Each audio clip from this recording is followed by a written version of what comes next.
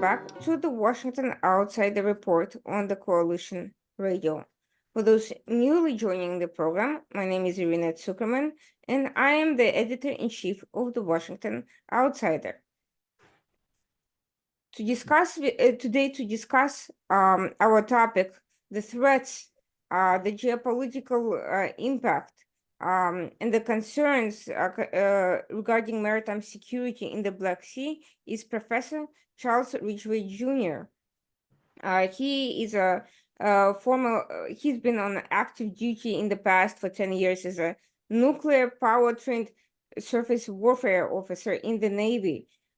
He's had a significant background in the Navy Reserve in Africa's maritime security, working on assorted partnership cooperation activity.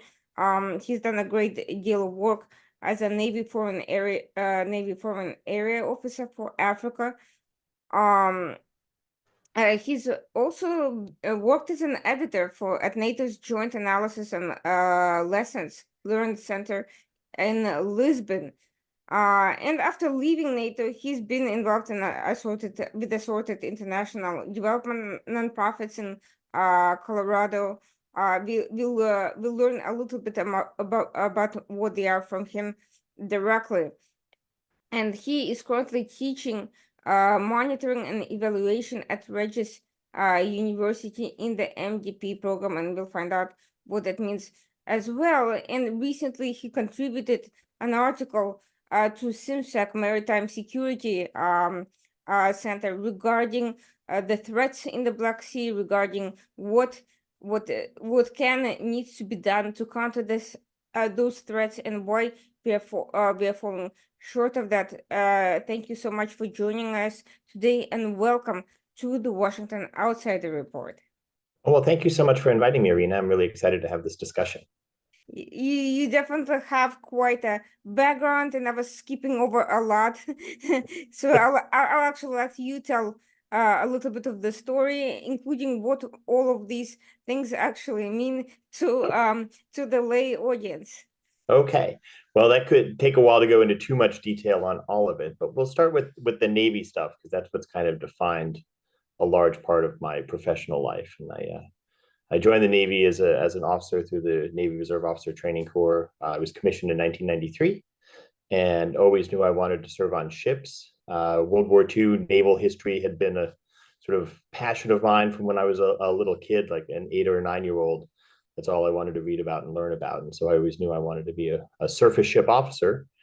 And I was lucky enough to be able to be accepted to the Reserve Officer Training Program and get commissioned as an ensign. After studying mechanical engineering in Pittsburgh. And they also kind of tricked me into going the surface nuclear training pipeline. And as much as that was technically very interesting, the life of an engineer on an aircraft carrier is not nearly as exciting as the life of a division officer on an Aegis cruiser or a frigate. So that part was probably the less exciting part of my career on active duty. And contributed a lot to why I ended up leaving active duty after about 10 years of service. I was very lucky that as a final active duty job, I got to be an exchange officer with the German Navy, where I served as assistant navigator on a German frigate for 3 years, operating out of Wilhelmshaven, but doing a lot of standing NATO naval forces and other deployments all around Europe, including some of the early Operation Active Endeavor deployments immediately after September 11th. And then from that deployment, I left active duty and went on to look for other things. And to be honest, part of the reason was I was going to have to go back to an aircraft carrier, and that did not really appeal to me. So what kind of nonprofit work did you end up doing after all these things? Well, after leaving active duty, I ended up I stayed in the Navy Reserve and did a fair amount of Navy Reserve stuff. And one of the things I was able to do was go on 6-month active duty orders to the NATO Joint Analysis and Lessons Learned Center that you mentioned in Lisbon. At that time, a fairly new organization, and they were looking to fill a civilian billet. And I was able to basically do a 6-month job interview while they're in uniform, and ended up getting hired out of it when my 6-month orders ended, and ended up staying almost 10 more years working at the JOLC, which is really very interesting because the JOLC was joint. Most of our work at that time was looking at things that were going in Afghanistan. And for those who aren't familiar with JOLC, it's a very small organization that's part of Allied Command Transformation. And the idea was we need to have kind of a formalized lessons learned process, but also an operational analysis capability within the NATO command structure. And JOLC's main mission for the time I was there was to do operational analysis reports at the request of SHAPE on various topics that they were having trouble solving. So longer term research projects, the sort of thing that would take 6 months, a team of 3 or 4, looking at various pieces of NATO operations. And of course, in the period 2005 to 2015, when I worked there, the main operation was ISAF in Afghanistan, with another lesser ones, Operation Active Endeavor in the Eastern Mediterranean, Ocean Shield, the counter-piracy operation that came up somewhat later during that time period. And we would produce 30, 40-page sort of reports for SHAPE on how to better understand these operations, problems they were having, and a lot of sort of the stuff that was bothering NATO during that time period. And the JOLC still does that, although my understanding is now they've shifted more to kind of more formal assisting other commands with managing their own lessons, and they're doing a lot less of that kind of more formal long-term operational analysis. I feel like there is still a good role for that, especially in the aftermath of the Afghanistan withdrawal. Right. Well, I'll say one thing, and it's the part that I'm particularly proud of from the work we did at JOLC. And as the editor, I touched pretty much every report that we wrote, and I ended up being rather familiar with most of the topics. But I would say no one else in NATO, and it's something the U.S. military struggles with as well, is putting together a comprehensive report on a topic or a study with a list of reference documents, everything from operations orders to emails from commanders to subordinate commanders, that 15 20 years from now, when somebody goes to write, for example, the history of ISAF, that stuff has become declassified. I think our reports are going to be a very key source for those, because nobody else was doing that kind of in-depth work and then writing it down in anything other than a PowerPoint slide. So I think that aspect of it, I think, was particularly valuable. Yeah, that seems like a powerful tool, and I think I really do think that a lot of this long, in-depth strategic reflection comes in very valuable for any sort of organization, civilian or military, and of course, whether it's history or kind of reassessment of more current capabilities. I think that's the kind of information that anyone would be looking for. And now, thanks to you, researchers will know where to find it. Personally, I wouldn't have known that if not for your response right now. Right.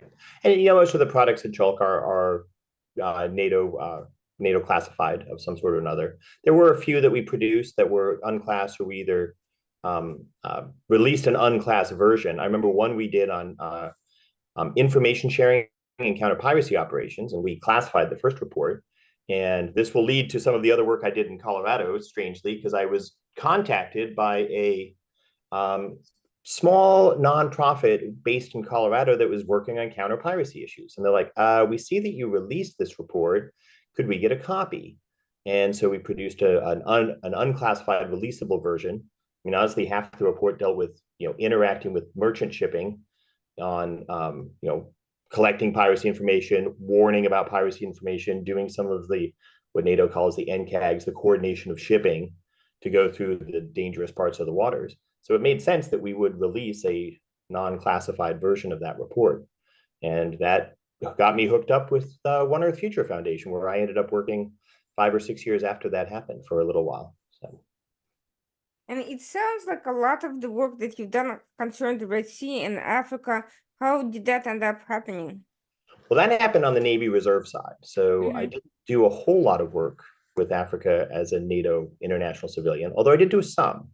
But just before I moved to Portugal to take the job with NATO, my reserve unit, which was at the time assigned to support Commander Naval Forces Europe, was transitioned into a unit to coordinate partnerships between that headquarters, which shortly afterwards was took over the Africa mission and became Naval Forces Africa, with African partner countries. And that was a time, 2004, 2005, when the US Navy realized we weren't doing much in Africa, but at that time also there wasn't much going on in Europe.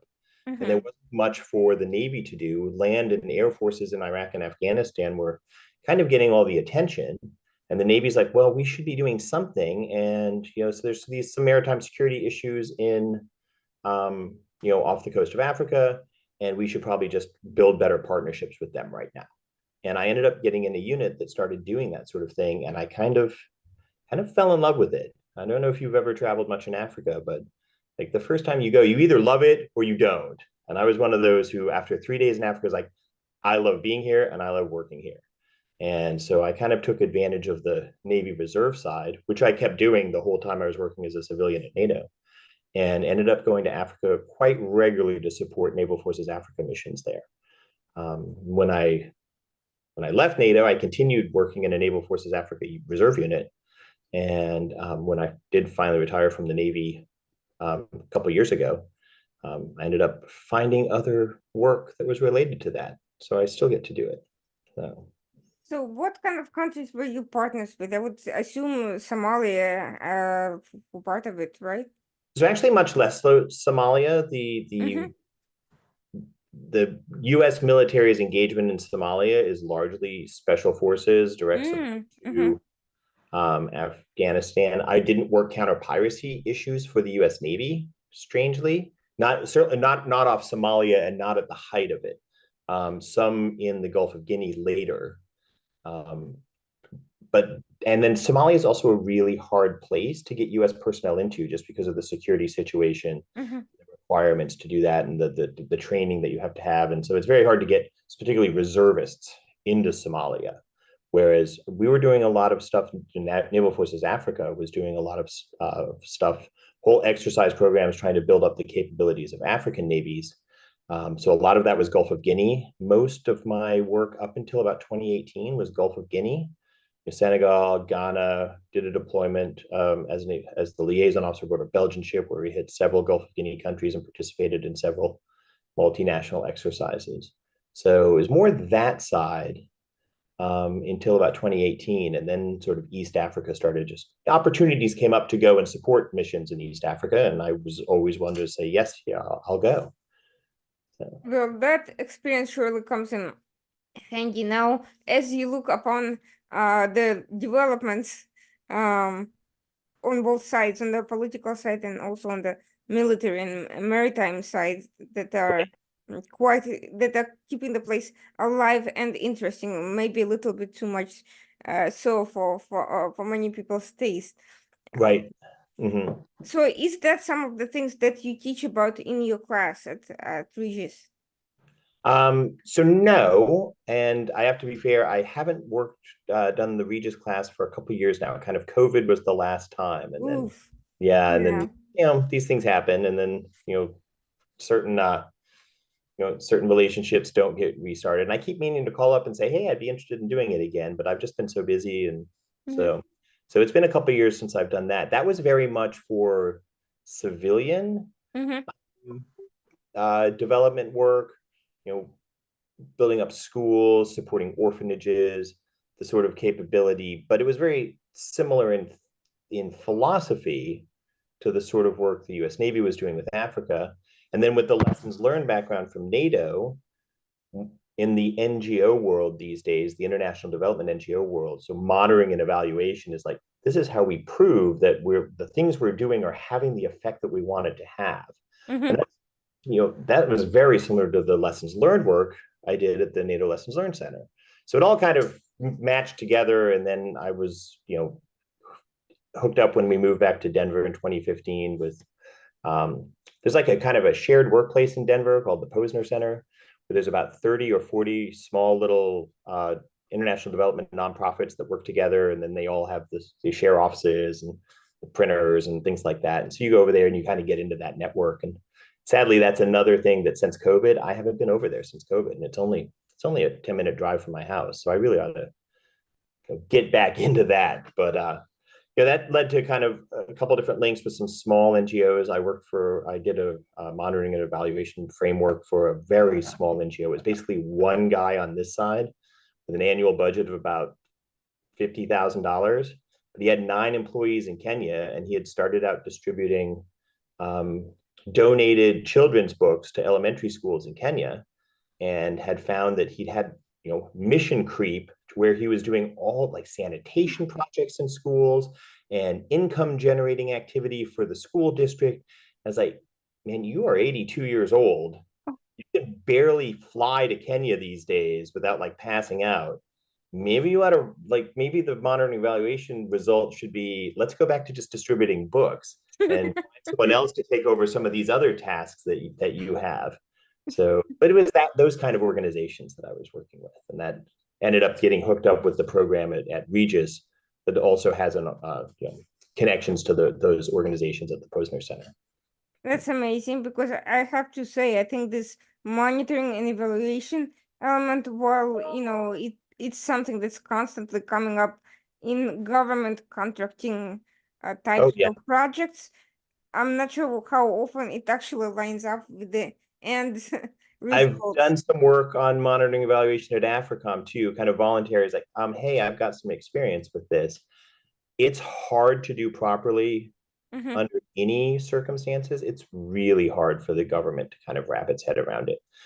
And I would say that one of the problems you have with the monitoring, like intrinsic problem you have with establishing a monitoring evaluation project or program, is the same that we saw with the lessons learned program working in NATO. Was as soon as you set up a lessons learned cell or a lessons learned center, everyone thinks that they're doing all the learning. We're like, no, no, no, no, no. We don't need to learn how to run a provincial reconstruction team better. You guys running the provincial reconstruction teams need to learn that. We can help you, like if you're having trouble finding a way to gather the data or figuring Mm-hmm. out what questions you need to ask and how to answer. We can help you do that.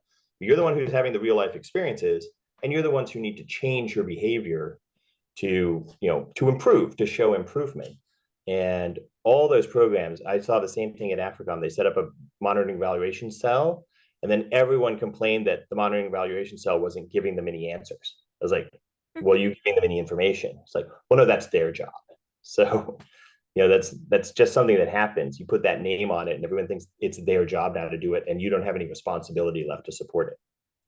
Oh my gosh, that's that, and it's funny that you mentioned all these important experiences, because they will come up in the topic of our conversation on the US policy side. But that brings me actually, and it's a great bridge to asking, how is it, from having all this background, mostly Africa, Red Sea region, and of course the NATO Center, you decided to write an article about the Black Sea? That seems completely out of the blue given your life experience.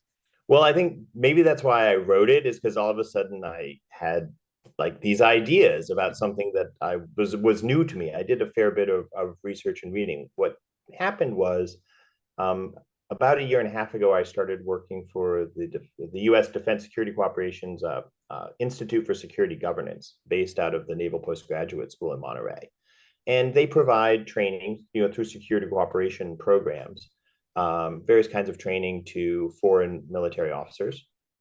And they have an in-residence course in Monterey, which I've participated in as an instructor a couple times now. And we were invited through one of the programs at Naval Postgraduate School to participate last September in a Black Sea Maritime Domain Awareness Symposium. And so I went along as the maritime domain awareness subject matter expert, because that's a lot of what we were doing in Africa, was turn on the lights, fighting sea blindness, getting governments to recognize the importance of sea power and maritime security. And so I went to this Black Sea Symposium and just came away like, there's a lot going on here that probably, you know, just the way the conversations went down left me with more questions than answers, but a lot of like the answers should be a lot easier than they seem to be. And that was sort of the inspiration for writing this article. I had my own ideas about maybe what the answer should be and thought they were worth sharing.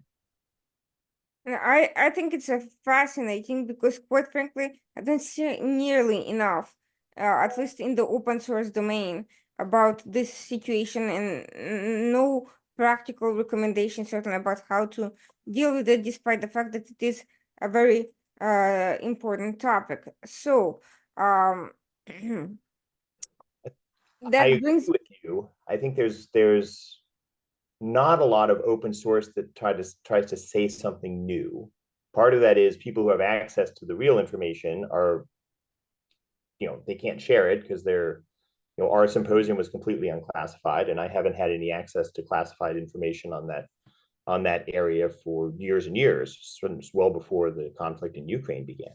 So I felt fairly open on that sense. All of my research was open source, stuff just that I was able to find through libraries and online. But what I really found most distressing at that symposium was people were just like, yeah, it's okay what's going on there. I mean, it's not great, but there's not much we can do about it. I was like, well, I think there are things we can do about it. And it's certainly the indignation should be a lot higher. Like there should be a lot more in the press about random Palau flagged freighters getting boarded 30 miles off the coast of Turkey. And that for me was really the part of that whole story that's like, people shouldn't just be standing by and saying, yeah, it's war, so we should let that happen. And I think that there was more that could be done, and I wanted to say something about that. Well, that's certainly fascinating because actually, up until recently, there was sort of this general attitude towards the Red Sea component as well. It's only when this became the fighting with the cookies became really a constant and it started seriously Mhm. impacting, the shipping industry, that this level of indignation started sort of rising only as a pragmatic response to costs, not necessarily the principle of the fact that you have a sort of terrorist slash piracy type of situation with Yeah. foreign ships being attacked constantly. So it may be that it's only the level of impact that stimulates indignation, but I could be wrong, and I hope I am. I do think it's interesting to compare and contrast the two geographic regions and the two, you know, let's call them adversarial actors, if you want to call Russia and the Houthis that there wasn't a whole lot of outrage that the Russians were just randomly boarding ships, or they have hit in port, so they probably weren't aiming at the ships that they hit, but they have hit ships in port with cruise missile attacks. Compared to like the immediate, like almost immediately response of large naval forces in the Red Sea and Gulf of Aden to kind of protect ships from what's going on with the Houthis. And I find that contrast rather intriguing. I don't know that I have an answer for it, but I think the fact that it's there is itself worth investigating. Well, I'm going to ask a little bit of a provocative question, uh, Mm-hmm. which also may help frame the discussion for those in the audience who are not familiar with the geography and history of the Black Sea region. And I also want to ask, well, first of all, I want to ask, can you discuss the parameters of what and where we're talking about specifically? I think some people are just barely getting acquainted with the Red Sea, and here we are throwing for them a new area for them because they hear the Black Sea, they think the general vicinity, oh, Ukraine, Turkey, but they might not really understand what that area is and its importance and its Yeah. role historically. And the other question is, what type of ships are being attacked in the Black Sea? Because in the Red Sea, we know that the immediate response was a focus on first commercial ships, and then once the warships started coming in, they also became targets. But other than the vague grain-related situation in the Black Sea, I don't think there is really great coverage of who and how is being attacked in the Black Sea. I think I can address the last part. The great coverage is that most news outlets they're not particularly familiar with military generally. Mm-hmm. And they turn to a certain number of experts who kind of are their go-tos to explain certain things. And you might end up with an Air Force guy, on some news channel explaining, something about the Navy. And then I would say of the military services, the one that, and this is not just in America, but I think in most countries, of the military services, the one that people understand the least, what its role is, what it takes to make it work, is the Navy. And most people don't really understand sea power. News outlets don't understand sea power. I'm guessing none of the anchors at any of the major international or American networks have read Mahan's book, for example. So the Navy is kind of a big mystery, and it's exciting and impressive with the big ships and guns sticking out the front, and let's watch a video of them shooting a missile, but they don't really understand what it's all for. So you get very oversimplified reporting that often is just kind of factually, maybe not wrong, but kind of factually dumb, if that makes sense. Like, dude, like you way oversimplified that. And it's much more complex, and there's all these things going on. So I think part of why the reporting might not be that good is because of those reasons. To the geography, there's probably a tendency to compare Red Sea and Black Sea in certain ways, because the Red Sea is entered by a very narrow channel, the Bab el-Mandeb. The Black Sea is entered by a very narrow channel, the Turkish Straits. And there is a difference, though. The Bab el-Mandeb, there is another way out of the Red Sea, and that's the Suez Canal. There is no other way for most ships out of the Black Sea.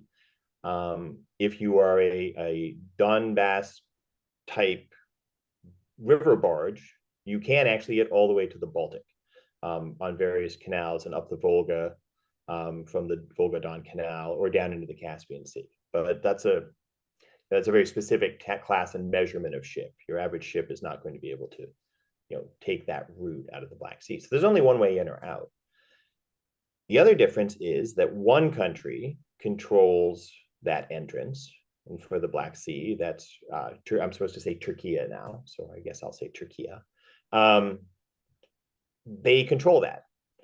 And, a lot of people talk about Montreux, but the only reason Turkey is holding itself to Montreux is because Montreux meets their needs. And I mentioned that in the article. If they didn't care about it, they could throw it out the window any minute, and there's not much that really anyone could do about it. And that includes Russia. The whole idea behind Montreux is Turkey had certain sovereignty needs that it wanted to fulfill at the time that it was negotiated. But the great power on the other side of the Black Sea, Russia, at that time the Soviet Union, had needs that it wanted to guarantee and was probably willing to go to war with Turkey over at that time. And the greatest naval power in the world, Britain, and to a certain degree France, who's also a signatory, they also had needs to get in and out of the Black Sea. Part of that to keep an eye on the Soviet Union. And they were willing to go to war with Turkey. And it would have been a naval war, and they probably would have tried to force the straits again the way Churchill did in 1915. But Turkey at that time was in a position to be like, maybe we don't want to go to war with everyone. Okay, these are the rules that we'll play by. And those rules now meet Turkey's needs, which is probably the main reason they haven't thrown Montreux out the door and just said, we will decide who comes and goes, and whoever the highest payer is, or just our friends, or whatever. And there's, at the moment, not much that either Russia or other naval powers outside the Black Sea could probably do about it, unless they wanted like full-scale war. So now there's a good level of understanding about the volume of trade and its importance going through the Red Sea, 10 to 20 to as high as 20%. A lot of oil and gas trade, a lot of it reaching the Far East countries, Japan, South Korea, and so forth. So I think people are starting to at least conceptually understand the importance in terms of international maritime trade, freedom of navigation. Black Sea, everyone just thinks grain from Ukraine to wherever. I don't think there's been, people have heard bits and pieces about grain crisis in Eastern Europe and deliveries. I don't think there is a whole lot of understanding of what that actually means and why is it important for the international community, much less the US. Could you tell us a little bit about what is actually what's at stake here? I'm certainly no expert on the global financial aspects Mm-hmm. of merchant shipping, but I think you wrap that up really quite nicely. There's an awful lot of trade of every single sort that goes through the Red Sea, and it's basically 10 to 14 days more to go around southern Africa, which is a lot more gas. A friend of mine who is in the shipping business told me recently, and he's a shipper. He's in private practice, but he's like, I'm making money hand over fist right now because, and it's good for the shipping industry in some ways because there was an overcapacity the last couple of years, and now the extra 10 to 14 days has sucked up that extra capacity. So there's not like ships that are sailing, not fully loaded at the moment, thanks to what the Houthis are doing. So the shipping companies are like, it's fine with us. That's what he told me. So, but yeah, you hit the nail on the head. There is, as a dead end, the Black Sea, what's coming out of there is, some Russian oil, and grain from both countries, Russia and Ukraine.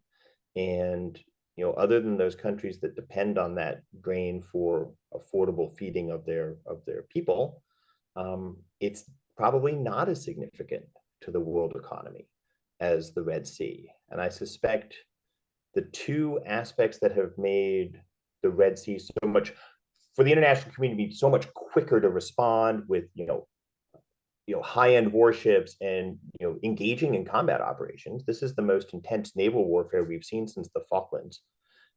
What's going on in the Red Sea right now, that is the fact that it's global shipping going to numerous different ports carrying every different kind of cargo that enters the Red Sea, whereas that is a much more limited thing, and Turkey controls the entrances to the Black Sea. Those are the two differences. You can't send your high-end warships into the Black Sea unless Turkey says it's okay. So Turkey has at some point allowed Western ships to gain entry into the area, but nevertheless, and despite that, the problems seem to persist. Yes, Ukraine has been exceptionally good at, attacking Russian vessels, but that still doesn't clarify for many of us, what is the current status of the situation, and was it only the Ukrainian grain carrying vessels that were attacked, or other countries' ships and types of vessels affected as well? Right. The only interdiction against a merchant ship that I know of that Russia has done deliberately, there's been some Mhm. mine strikes, and then both sides say, "Oh no, that wasn't our mine." Was the boarding of the Shukua Khan. So as far as I know, Russia has not deliberately targeted any ships from Ukraine. They have said they would and could and might, that anything engaged in that trade will be considered a belligerent and could be targeted and sunk. They haven't actually done it yet, to my knowledge. Nobody knows. I certainly don't know. Are they actively targeting it? Like, oh, we're ready to fire our missile now. We don't know that necessarily. But the point to me, and I tried to make this in the article, the other part that made me very indignant and made me surprised that the rest of the world wasn't more indignant, is that in order to avoid that, the corridor, they stay in the territorial waters of Bulgaria and Romania. They're not transiting what is, according to UN clause, according to international convention, the international waters of the Red Sea, or so of the Black Sea. They are hugging the coast to stay safe. And that tells me that those international waters are not open for international business. And that should really be bothering more people than it seems to bother.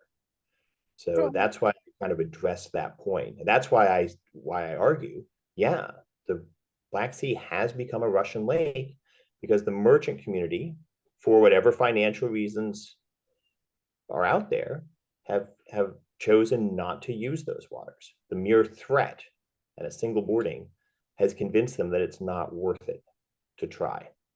so to some extent, this maritime aspect of the war in Ukraine has been treated as incidental to the land-focused Russia's strategy of reclaiming its past greatness or whatever. Or, if you want to look at it from geopolitical point of view of gaining access to the vast natural resources and monopolizing, creating a monopoly and under its control in that regional area. But the maritime aspect seems to be just as important if you look at history, where Russia vied for maritime primacy in the region against the Ottoman Empire before that became modern day Turkey. And it certainly looks to me, zooming out of the Ukraine focused lens, that there is a sort of relitigation of World War One, pre-World War One issues a little bit. Yeah. Is Or is possibly Russia playing that sort of a game? Hmm? like some Russian Revolution issues still being resolved there too. I definitely agree with you on that point. So why is it that people are so focused exclusively on the land-based ambitions of the Kremlin and not so much looking at what they're doing in the waters and more importantly why they're doing it? Everyone Mhm. just focused on the trade that they want to steal the grain and make money, but it Yeah. seems to me that there's also a strategic value to it that we're not really discussing. And if we're not discussing the strategy, then we can't really fight this war successfully. We don't understand what the aims are. Well, I think there's two. The Kremlin and Putin have two main aims, and one is just kind of dominance. Mm-hmm. A very vague, but like sort of a nationalistic, like we can't tolerate a free and independent Ukraine that's aligned with the West. Certainly not the eastern parts that have, the parts that he seized in 2014.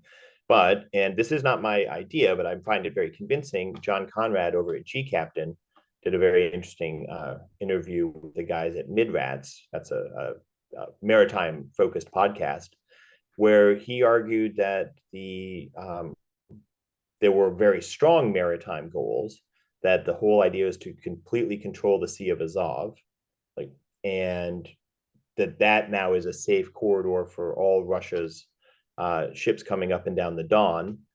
And the reason that they were willing to agree to the Green Deal was that prior to, well, Mariupol was still in Ukrainian hands, Ukrainian artillery could easily shoot, lob 105 millimeter howitzer shells at passing Russian ships coming out of the Don and heading for Kerch.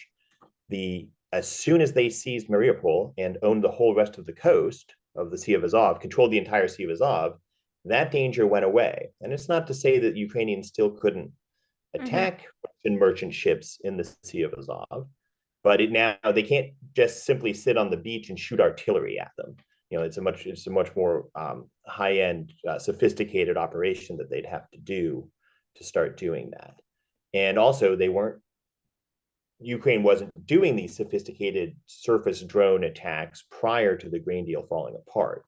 That's sort of a new tactic that's emerged since then. It's been very successful at what they've done, but they're not targeting merchant ships with it, not yet, anyways.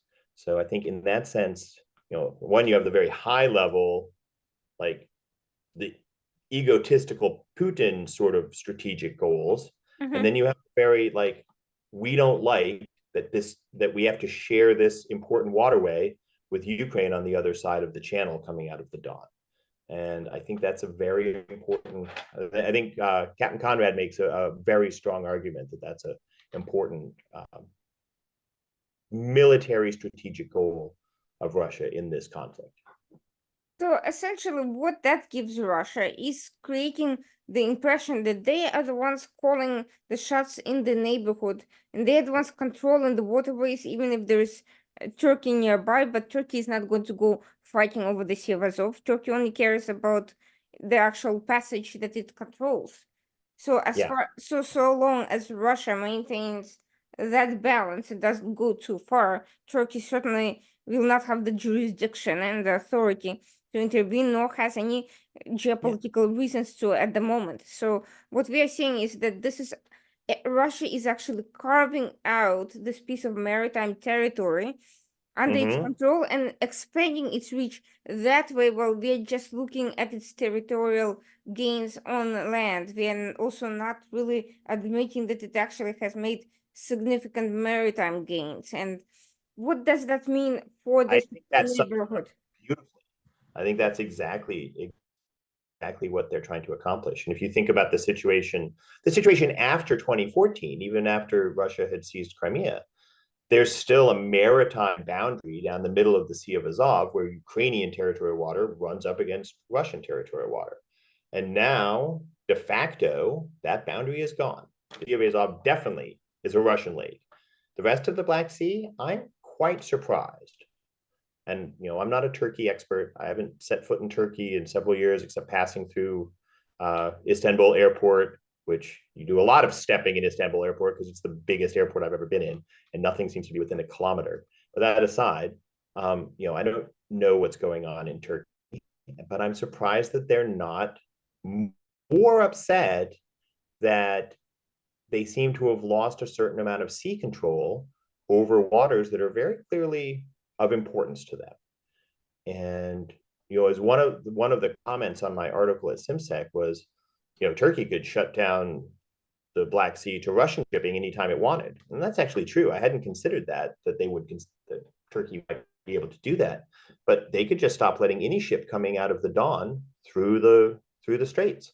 They could do that if they wanted to, and that would set Russia back quite a bit if they weren't able to get their shipping out of the Black Sea. So this is something I don't get. Militarily, Turkey has, I would say, a pretty strong military, even with all the political upheaval and so forth.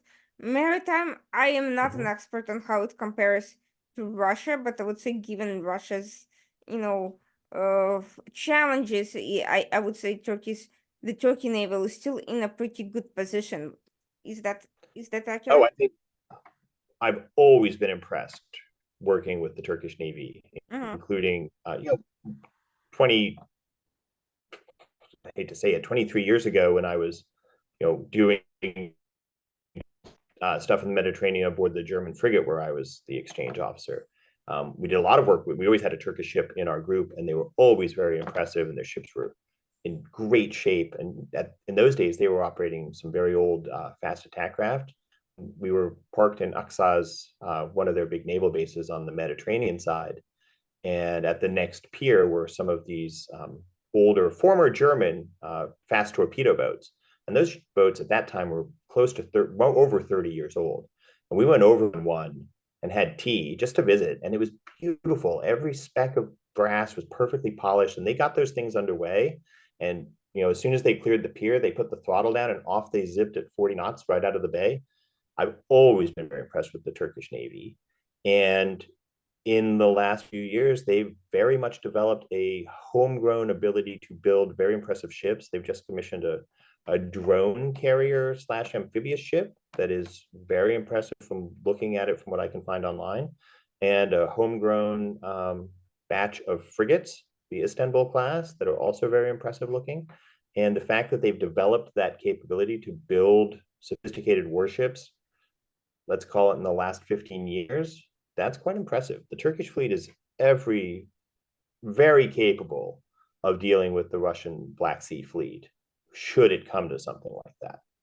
There's no question. So I don't think it's I don't think what's holding Turkey back from engaging more and pushing back more is a fear that they're somehow their fleet is not up to the task. That's not what's going on there. So It's a political level, and it's I'm not in a position to comment more.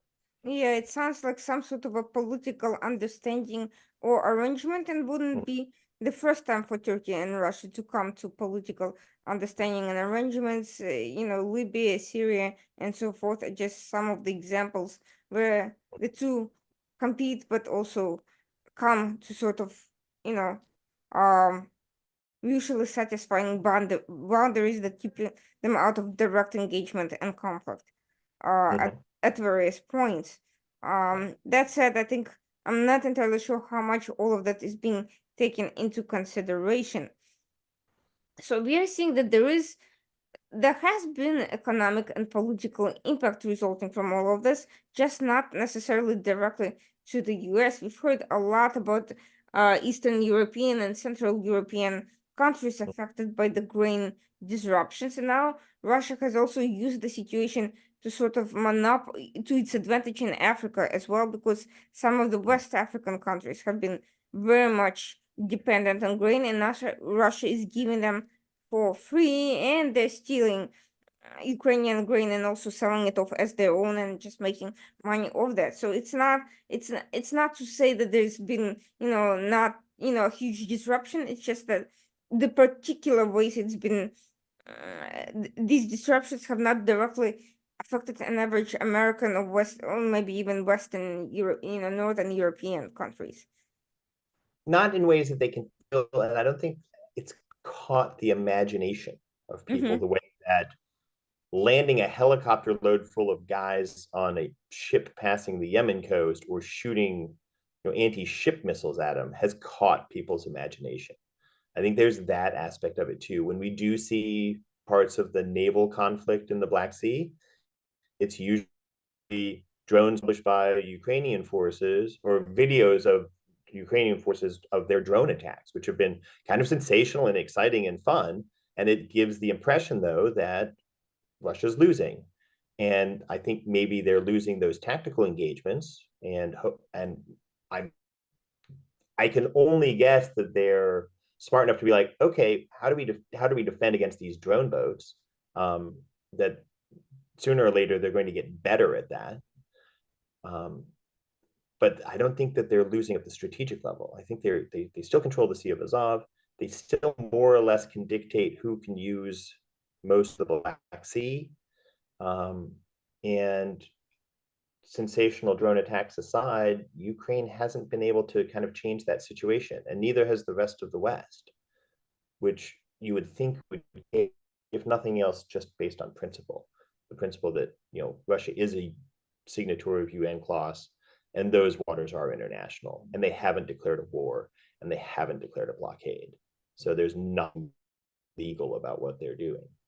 So let's actually use the imagination that so many aren't, and let's take this a step further. We're already seeing that Russia, on a strategic level, has achieved significant gains, if not a victory. At some point, its strategic goals were to cut off Ukraine from the Black Sea, and a lot of it has been to some extent achieved, and nobody has really acknowledged that it has actually met that strategic goals. We've been talking about Russian entrenchment in various areas and fights over, symbolic small villages and cities, and how far Russia has gained versus how far they've been pushed back. But the fact is, they have succeeded in a very major part of their strategy. Where do we go from here? Let's imagine Russia continues holding on to that area. Let's say the situation in Ukraine continues more or less the same way for foreseeable future. How far, if Russia wants to be making significant and quick strategic progress into areas beyond Ukraine itself, what can it do with its maritime gains? Ooh, that is a very interesting question. I'm going to be perfectly honest. I haven't thought that through at that point. Just sort of, I don't know what more there is to do that wouldn't actually bring them into conflict with countries and thus trigger Article 5. Their gains in the Black Sea don't necessarily help them elsewhere. Mhm. It's not like all of a sudden the Pacific Fleet or the Northern Fleet has more freedom of movement just because the maritime part of Russia's strategy is hasn't been defeated yet. Let's call it that in the Black Sea. So I'm not sure. As long as they are getting their shipping out through the Turkish Straits, probably the situation we have right now is one they're happy with. They don't need to do a whole lot more until something changes where no longer can stop Ukraine. So it would be fair to say that they would engage in further aggression if A, they were in distress, significant distress from something happening on land and they needed to send a message to distract, divert attention and or Yeah, gain, or if they have actually achieved significant success in Ukraine, get much yeah, further than anyone, foresees, and at that point they feel free and feel yeah. empowered to cause additional disruptions. Yeah. Well, I think where Ukraine's sea denial efforts have been quite successful is it's going to prevent the Black Sea Fleet from supporting any sort of operation along the coast between the Crimea Peninsula and Odessa. So, and the Danube ports are probably close enough to Romania as well, but all of that's within Ukrainian cruise missile range. So they're not going to attempt to do an amphibious landing at this point. They're not going to attempt to force that northwestern part of the Black Sea.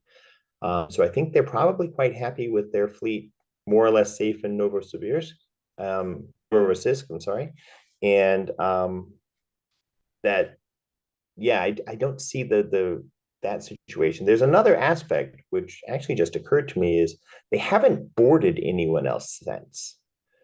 And despite the fact that the threats apparently are still open that they could and would. And I'm wondering if they didn't say, ooh, maybe we should be careful here. Maybe that's a bridge too far. And maybe it's one thing to board a Palau flagship, but if we board someone, with a little more chutzpah behind the flag, that might be pushing things too far. So I don't know. I have no idea if that's any of the Russian calculus or if they're just afraid of drone strike, like surface drones. So Mhm. Well, in the meantime, let's look at the NATO side of the equation because NATO's role in all of this has been quite mystifying to me personally. I can understand why lay Americans or European, civilians may not understand the value of all of these things. What strikes me as a lot more preposterous is that NATO countries on a top level, are not seeing the problem with what's happening. Why has the NATO apparatus been not more outraged? Why have they allowed Russia's bullying? And could all of this whole situation with this blockade been predicted earlier on in the war by NATO and by others? And be do what could have been done earlier to disrupt it, and what could be done now? right. I can only speculate Mm-hmm. on the thinking going on in various NATO headquarters. I still have some friends who work in NATO, but I don't haven't talked to them overly about this issue. And I think the general I don't want to call it outrage, but not being happy with the situation can be felt in sort of the communications you see, the public communications you see from NATO leadership. And I haven't looked at NATO Maritime Command in Northwood, just outside London. I haven't looked at their news feed about oh, and we're really upset about this, but I don't think they're putting stuff like that out there. And they're talking about it inside those headquarters. Some of it is that NATO, like the rest of the world, is very land focused. The Joint Force Commands, the SHAPE headquarters are all very land personnel heavy. And really, Marcom is the only one thinking at operational strategic level about maritime issues within the NATO command structure.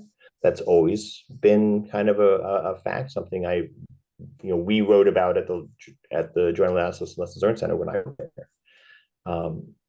That could play a role. And then we don't know what's going on behind the scenes too.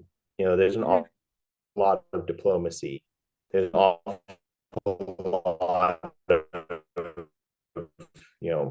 the ambassador beforehand say, these are the maritime things we want you to address the next time you are into Russia, talking to, the powers that be in Ankara, talking to whoever's talking to whoever. We don't know that, and there very well may be some very strong language going on there, and we just the results on the outside.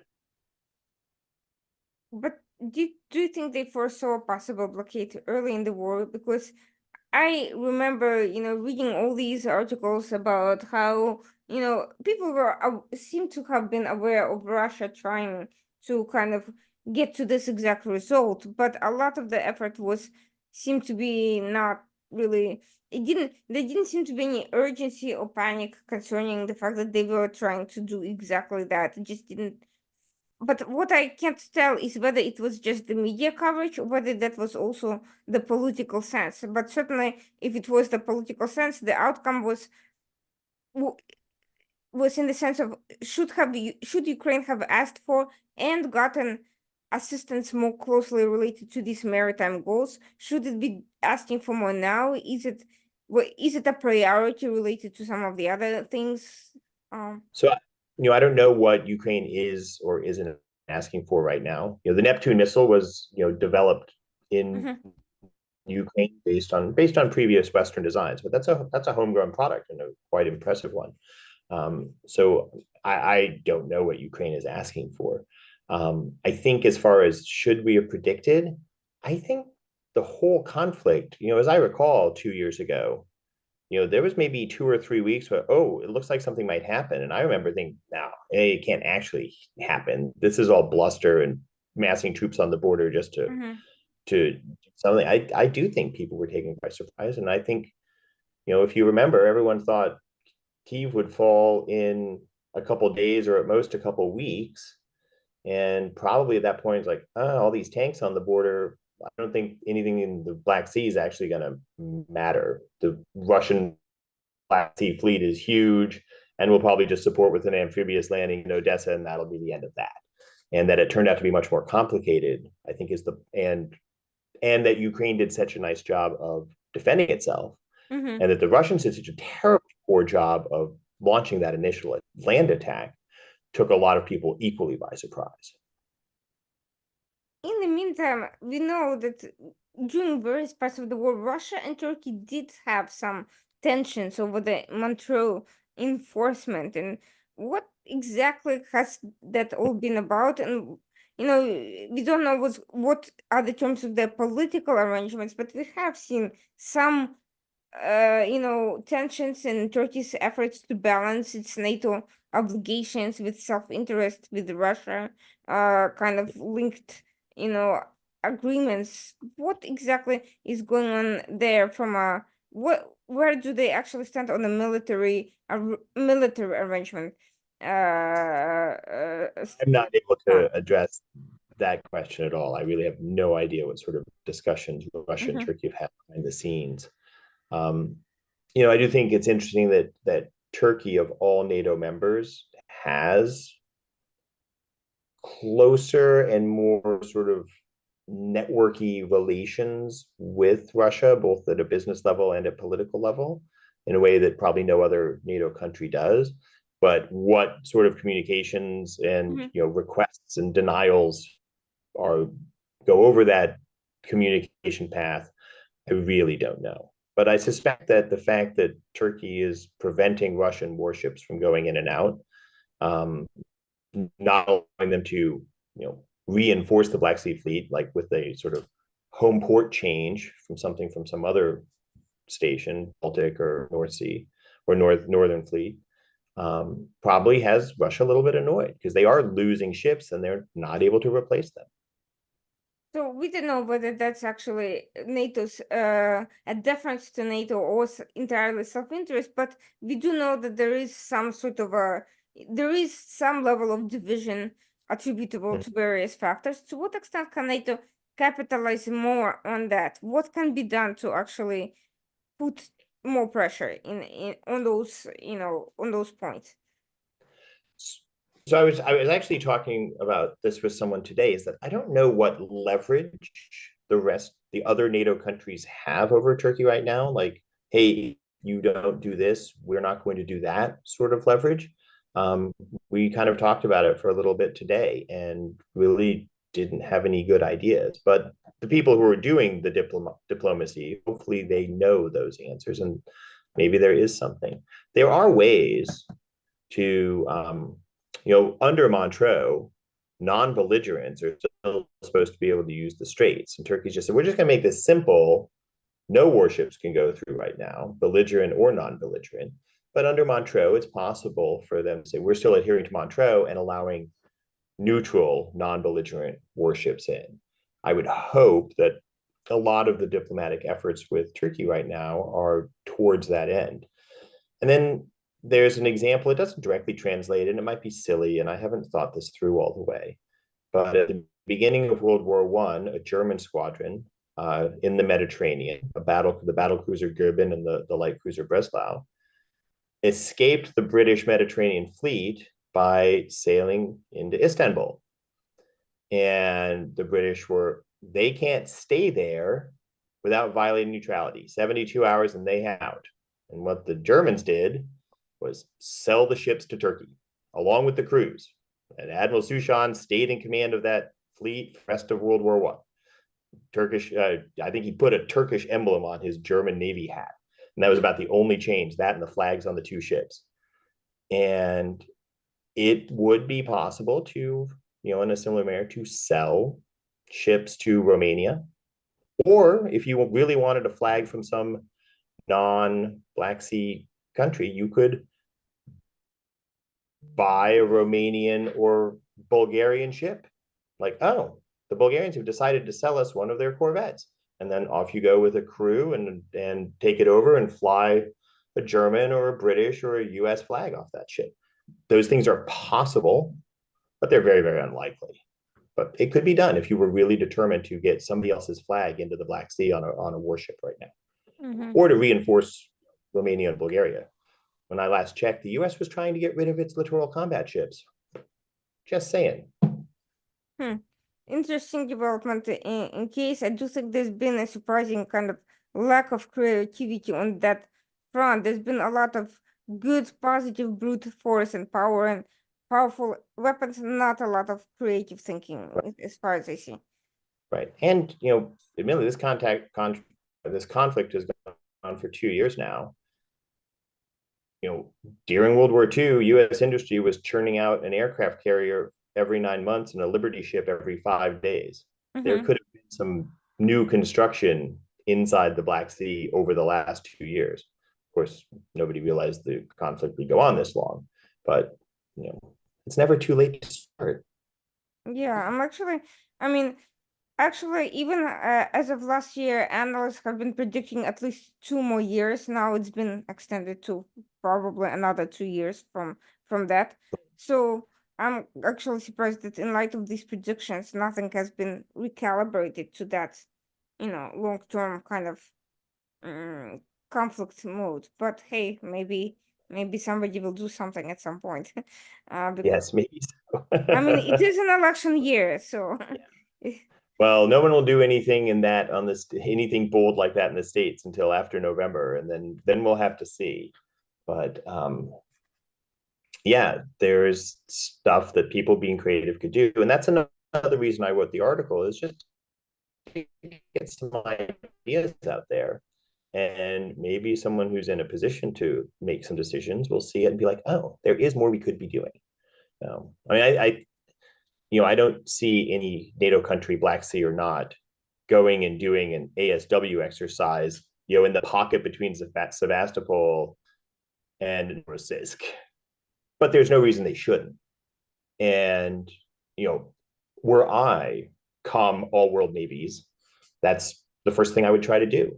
So let's go up there and do some exercises and just be sitting around, doing gun X's, flying our helicopters, and kind of getting in the way of Russian ships coming in and out of Kerch or in and out of Novorossiysk, hey, and Russia's see what doing happens. all sorts of provocative drills in various, highly sensitive areas. So why not? Why should we? Oh, yeah. Why shouldn't we? I mean, they're not they're the aggressor. They're not afraid to provoke There further and is further. apparently not much of an appetite. Right. So, and I think they know that on our side, there is a hesitance to provoke. So, and that's part of what Russia and other countries take advantage of. So speaking of provocations, this is the area which, the governments love, and they love to use it, and usually they love to use to say why they can't do anything and somebody else can. But, aside from the Montreux Convention, what other inter relevant international law treaties would be applicable here, and has anyone really tried to use them, if there are any, in a way that would justify any sort of effort aside from doing nothing? Well, I mean, you can start at the top with the UN Charter. The whole conflict is a complete abrogation of what the UN Charter says, and that a member of the Security Council, it's one thing when the Central African Republic does something to one of its neighbors. It's another thing when a sitting member of the Security Council launches Mhm. something like this and then vetoes a sanction against itself for doing so. Um, I would like to see, at that level, some talk about, like, well, what does this charter really mean if this is the sort of actions that some of the most important countries in the world are going to take despite being members of it. And then you move it down one to UN clause. Um, Russia is a signatory, and the boarding of the Shukura Khan, in my mind, was a clear violation of their obligations that they signed up for voluntarily under UN clause. Two important players in this picture are not signatories to UN clause, and that's my own country, the United States, and Turkey is also not a UN clause member. So, they haven't said we won't pester merchant shipping in this circumstance, but Russia has said that they won't do it, and then they did it. And I I would like to see more people be, yeah, that's not cool. We shouldn't allow that. Hmm. Interesting. So there is actually a room for some sort of at least political pressure, if not anything more. But so far, it just hasn't really been Yeah. uh applied. But we keep coming back to the issue that people are always more focused on land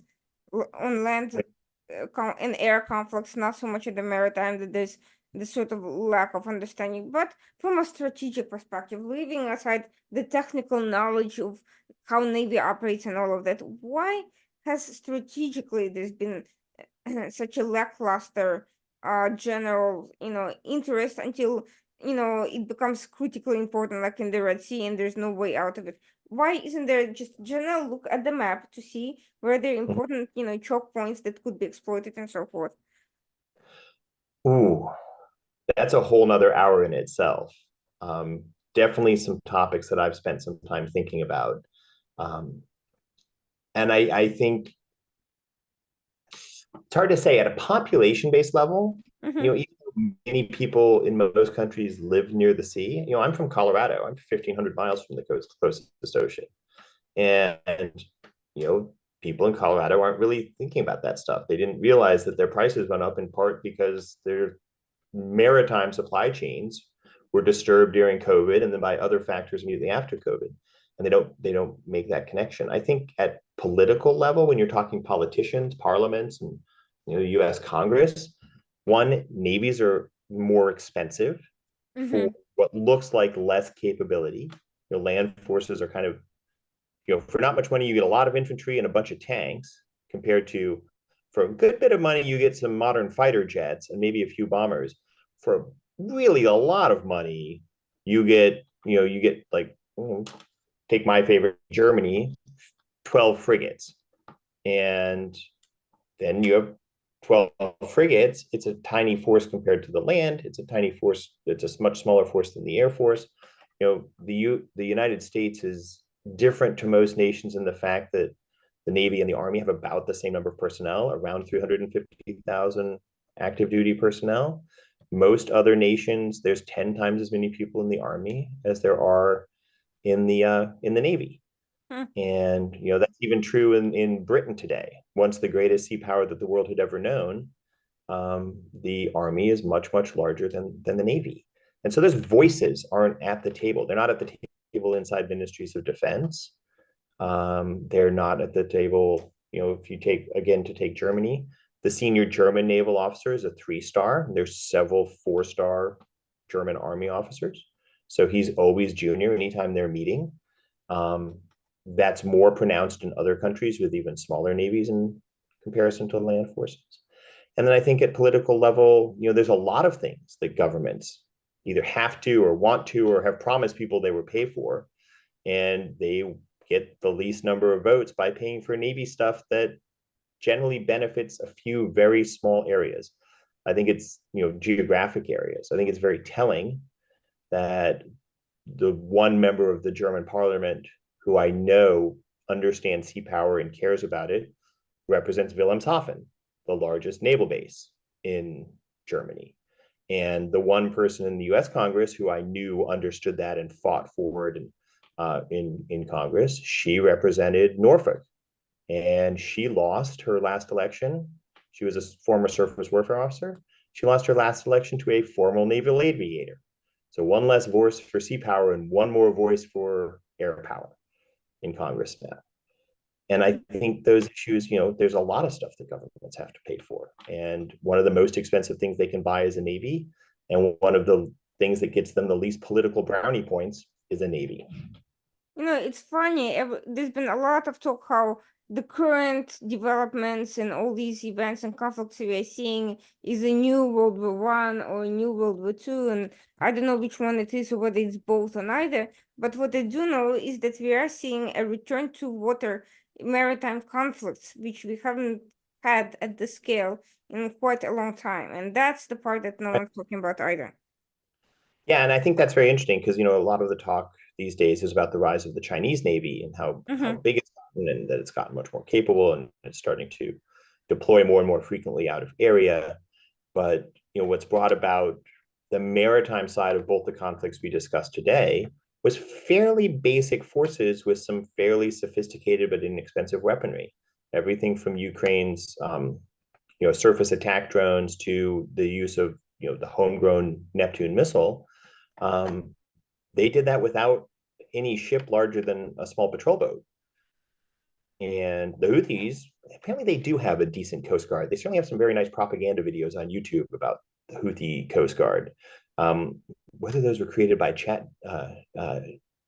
by AI or not, I don't know. But they're certainly not using those boats. But they've got helicopters, they've got drones, and they've got some reasonably sophisticated anti-ship missiles.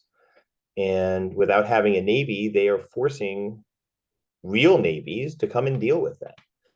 And I think that might be the part that people who are very focused on the growth of the Chinese Navy might be missing. That is a very cheap and fairly easy to acquire weaponry can really challenge large, sophisticated navies. And by the way, the state actors very much benefit from such, semi-asymmetrical conflicts with actors that are disposable and yet savvy enough to avoid complete destruction, or savvy enough to exploit the whatever political considerations are that are preventing them from being completely, decimated by US because the power, differential is considerable. But given that there is this political impediment, lack of political will or what have you, imagine for a second the scenario that Russia does decide to become much more aggressive in the Black Sea, and the Red Sea conflict does start getting out of hand as Houthis and the enablers become more successful at targeting. And China does decide to take advantage of such a scenario to launch some sort of a maritime conflict, or just let a conflict get out, a provocation escalate to the point of semi-accidental entry into a conflict in the South China Sea. How would the US and its allies handle such a scenario? Oh, I don't want to predict how they would handle it, but I would say that they probably haven't thought through all the implications and all the opportunities too. Mm-hmm. So, for example, Mm-hmm. China, people talk about China, they talk about Belt and Road, they talk about China's involvement in Africa as, and they see it only as a threat. I've never heard it, but it's not just a threat. All China's also taking risk. They're investing, they're putting their money, they're creating dependencies on things from far away that comes by sea.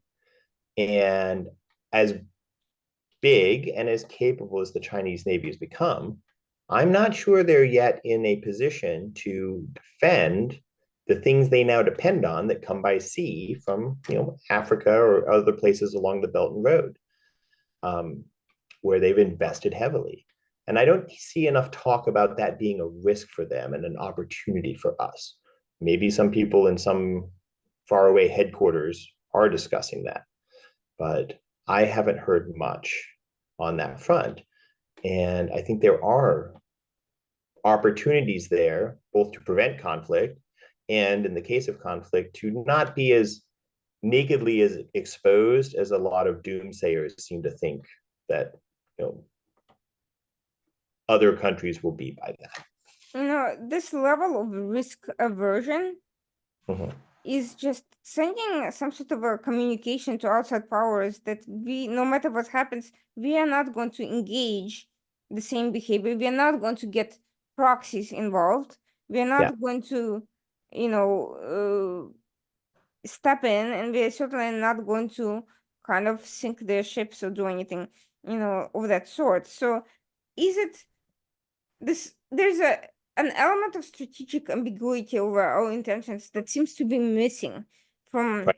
from our posture and our strategic communications. And I'm wondering, I mean, let's say they don't want to engage in risk averse behavior, but why do they think it's a good idea to let everyone know where our red line is? Right. Um, we've had a red line in the past that got crossed and not much happened afterwards. Mm-hmm. Uh, I'm not sure how I feel about strategic ambiguity as a strategy. I can see why some people think it's the right choice, especially when it comes to Taiwan. I can also see why the counter argument is true.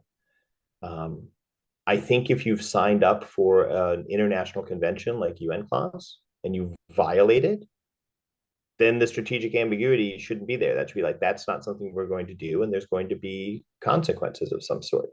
Like, should we launch nuclear missiles at Russia because they boarded a ship in violation of UNCLOS? That might be a little too much.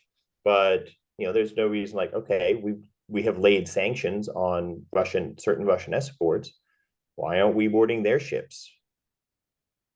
One, because most of that stuff is not being transported on Russian flagged vessels or Russian owned vessels. It's the international merchant community is perfectly happy to carry sanctioned Russian oil because they're making money off of it. But that doesn't mean we couldn't go a little bit farther in places where we do exercise sea control, and that might be fun to see. Mm-hmm. Well, those are all very legitimate questions, but given the current situation, given the fact that we only seem to be selectively taking the freedom of navigation seriously, what does foretell about the freedom of navigation in general? We're already seeing the Somali pirates jumping in either randomly or in coordination with the Houthis. And there's Yeah. no evidence either way, but they're certainly there. And can Mm-hmm. we see significant smaller challenges to trade by pirates, assorted Yeah. criminal contingents, and diversion of quote unquote Russian hackers, meaning not exactly state affiliated, but also sort of carrying water for states, kind of Yeah. enter the fray in various parts of the world? Yeah. So I don't want to say anything to cyber because that's a realm that I know Hmm. very little about. Um, as far as piracy, you saw and you've seen with what's going on in the Southern Red Sea with the Houthis that Hmm. you know the world, and I think we can safely say the world has responded pretty strongly. Um, this strong response doesn't necessarily mean it's a tactically easy situation. Tactically down there, those ships are facing challenges every day. Um, they resolving Somali piracy the first time. Now it looks like we maybe have to do it again. That also wasn't tactically easy. It took time and it took developing of new procedures and developing of new structures. But the will and the the, the willingness to expend resources on it was definitely there from the beginning. So I think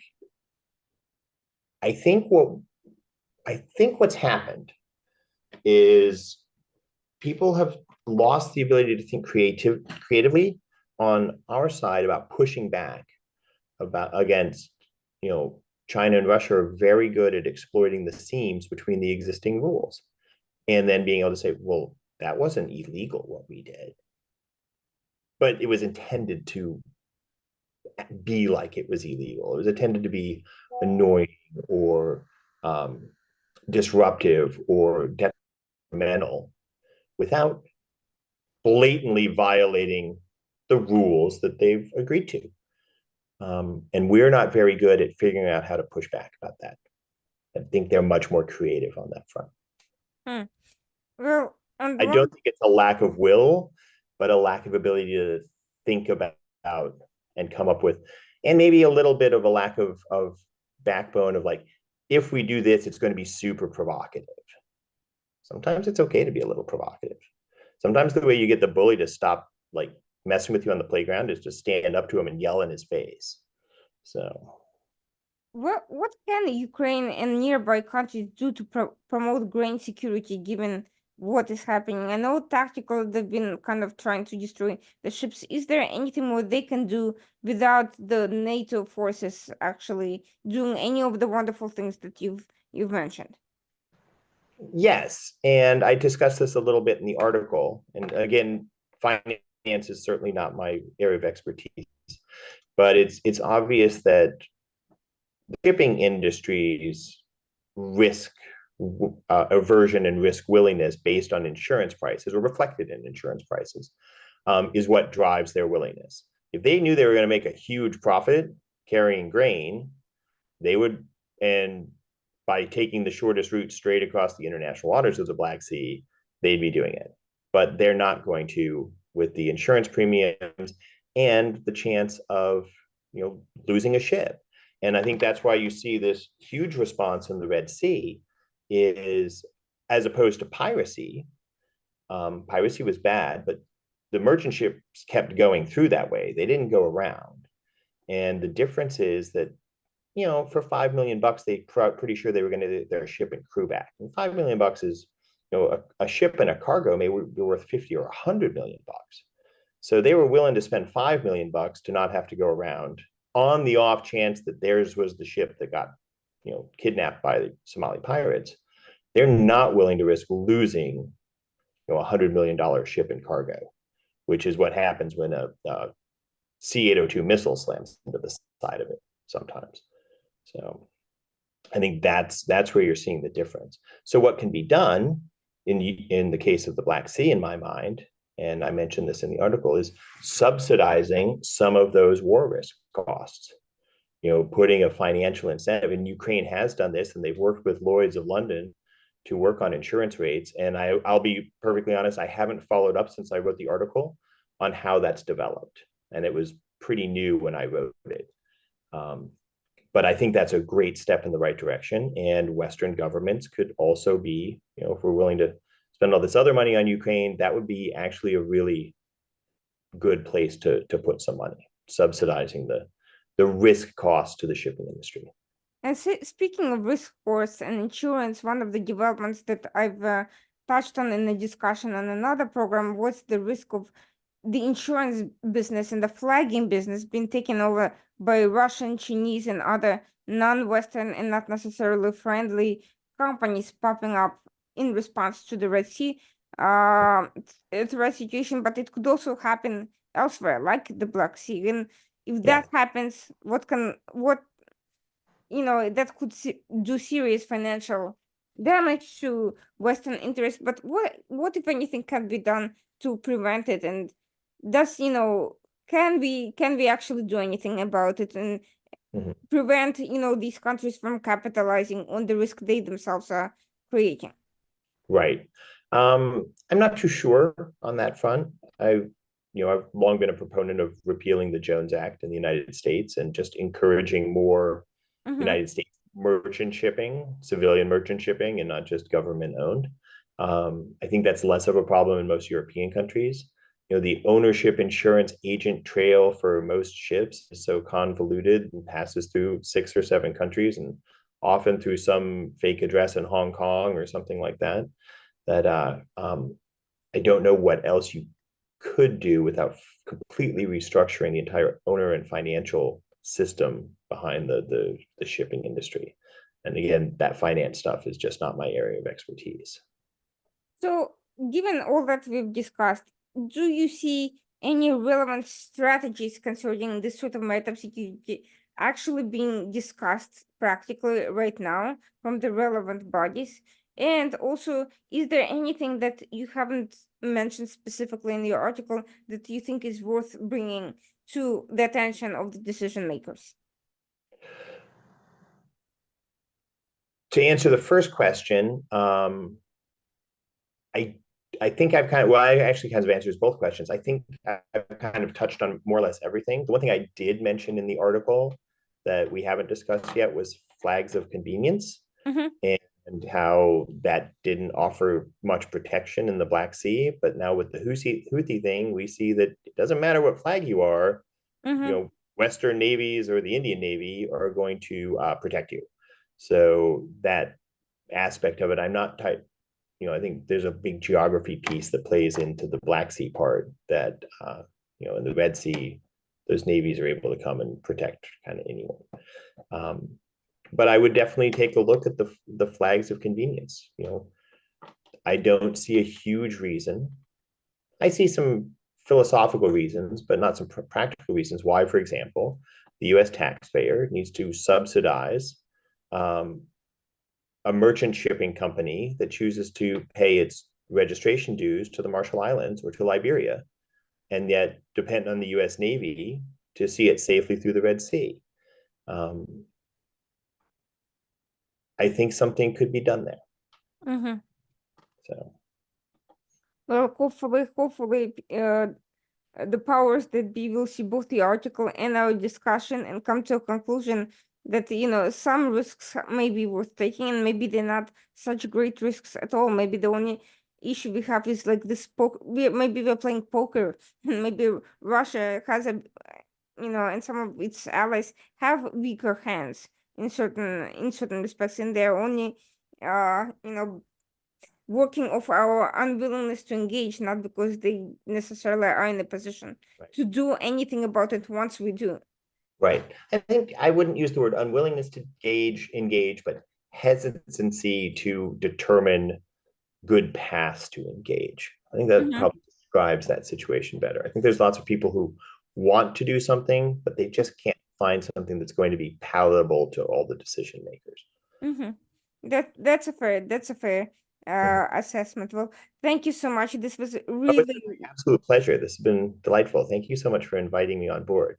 And if I thank could you. just like to wish there are some people out there taking risks, and those are the crews on the ships right now Mm-hmm. in the Red Sea and Gulf of Aden, who are every day dealing with drone and missile attacks, and so far have been doing a wonderful job of protecting themselves and the merchant ships from them. So And that's also a very important point, and I think we should all be grateful for that. And hopefully, we will have soon come to a situation where our objectives and our methods of meeting them finally align. yeah, absolutely. Well, thank you again so much, Irina. Thank you, and for those watching, thanks for joining in. Tune in next week, Tuesday night at 9 p.m. For our next program, and have a great night.